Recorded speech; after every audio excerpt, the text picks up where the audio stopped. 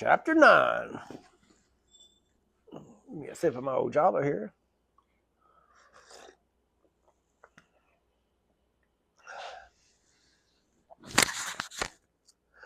As Ricky lay under the car, the smell of oil and metal mixed with the morning air, his mind wandered to a time when things were better.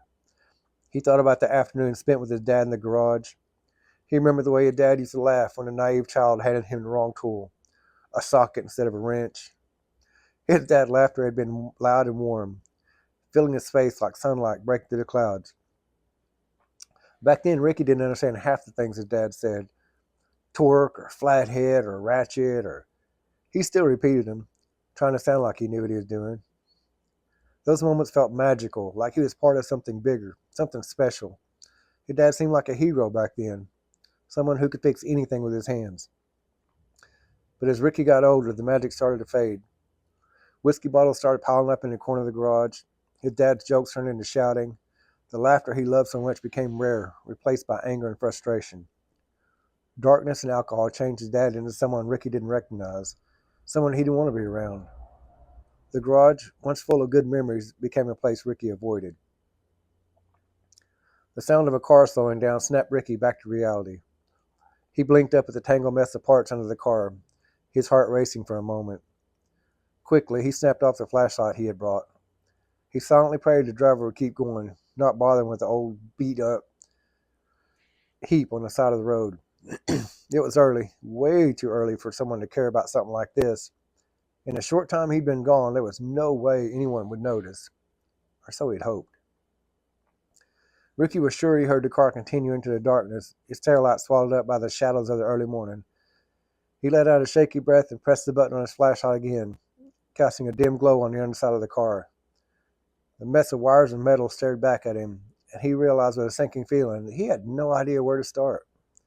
He hesitated, moving the light around as if an answer might appear in the chaos.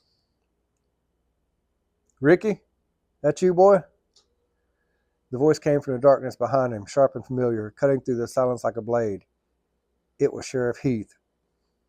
Ricky's stomach dropped. He froze, his breath caught in his throat. Without thinking, his thumb flicked the flashlight off, plunging him into the same darkness that had hid the sheriff's face. He could hear his heart pounding in his ears, louder than the silence that surrounded him. It was too late. The sheriff had already seen the light, and worse, had recognized Ricky's silhouette under the car. Ricky stayed still, his back pressed against the hard ground, as if he could somehow disappear into it. His mind raced, trying to piece together an excuse, a reason for being out here at this hour, for being under this car. "Come on, Ricky, I know it's you." The sheriff's voice was calm as he knelt beside the car, but it had carried that authoritative tone that Ricky knew all too well. For a brief moment, Ricky considered staying silent, hoping the sheriff might think he was imagining things and leave. But he knew better. Sheriff Heath wasn't the kind of man to walk away from something suspicious, especially not when it involved someone like Ricky. Slowly, Ricky started to slide out from under the car, his movements deliberate. The flashlight rolled away from him, its metal clanking faintly against the pavement. He squinted against the beam of the sheriff's flashlight, now aimed directly at him. "Stay where you're at," commanded Deputy Clark. "What in God's name are you doing out here?" Sheriff Heath asked, his boots crushing the grass underneath as he stepped closer. The light shifted slightly, revealing the sheriff's weathered face. A mix of curiosity and suspicion etched into his features. Ricky opened his mouth to respond, but the words wouldn't come. His mind was a blank slate, except for one thought. How am I going to get out of this? Chapter 10. "What's the matter? Cat got your tongue?" quizzed the sheriff. His tone was sharp, his words cutting through the tense night air like a beam of his flashlight. The sheriff's cowboy hat cast a shadow over his face, but his eyes were locked on Ricky, unflinching. Deputy Clark circled the rusted Nova, dragging the flashlight beam across the seat to dashboard and the bag slumped on the floorboard. "You know, Ricky," he said, his voice dripping with sarcasm, "car theft is a serious offense, and old man Norris has a pretty penny invested in his classic." Ricky swallowed hard, his mouth dry, his heart pounding against his ribs. It's not what it looks like," he muttered, but his voice cracked, betraying his growing panic. Clark didn't respond. Instead, he leaned closer, squinting as the flashlight illuminated something on the passenger seat. It wasn't a bag that caused attention, but it was a piece of paper that had slipped halfway out of it. Not what it looks like, the sheriff quipped, his voice cutting like a blade. Because from where I'm standing, it looks an awful lot like someone had something to do with a stolen car. Clark cleared his throat, raising the letter to the light. He began reading, and his face losing color. Clark lowered the letter, his eyebrows arched in triumph. He handed it to the sheriff, who read it silently before fixing Ricky with a steely glare.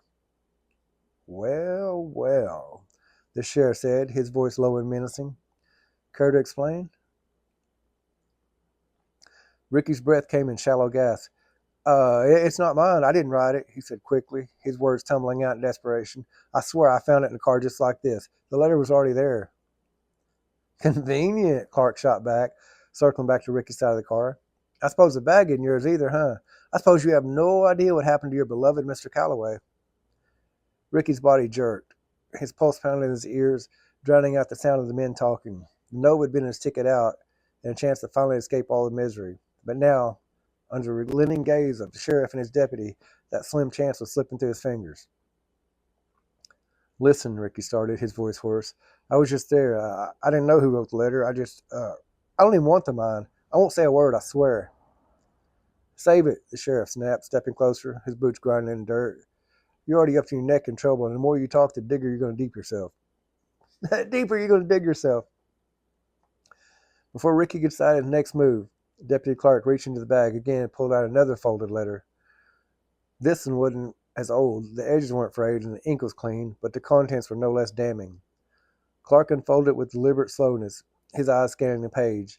His expression shifted as he read, his jaw tightened and his brows furrowing. He looked up and held it out for the sheriff to see. Names, addresses, dates, Clark said, his voice grim. It's got your wife's name all over it, Sheriff. His eyes flicked towards Ricky with a mix of confusion and accusation.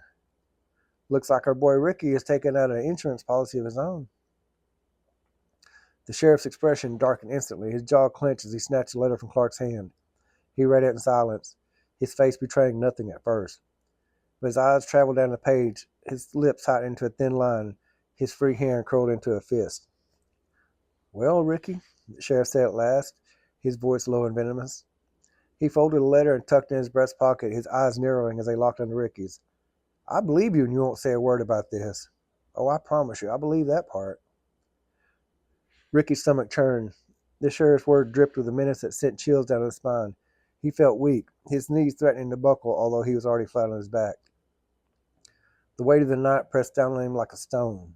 Every decision he had made to this point, led to this moment, suddenly seemed catastrophically wrong. He struggled, trying to find his voice. I didn't mean for this to happen, he stammered. I just needed a way out. Clark scoffed, his flashlight beam pointed directly at Ricky's face. A way out? By blackmailing the sheriff? That's bold, even for you, kid. Ricky shook his head, the words spilling out in desperation. It's not like that. I didn't write the letter. I found it. Somebody else put it in my bag. Oh, now you're just insulting my intelligence, Clark said with a humorous laugh. The names, the dates, this isn't some random note. She was keeping tabs, Ricky. You knew exactly what you were doing. Ricky tried to scoot back into the car, his breath quickening. I swear, I didn't know what's in that letter. You have to believe me. The sheriff stood and walked to the patrol car. The flashlight in Clark's hand wavered, casting erratic shadows across their faces. Believe you? The sheriff hissed. You think I care what you have to say now? You're in way over your head, and you're going to pay for it. Please, I didn't mean to, Ricky begged. You didn't mean to? Sheriff Heath cut him off, his voice rising. You didn't mean to steal a car? You didn't mean to try to blackmail me? You didn't mean to ruin your own damn life? You're out of excuses, boy.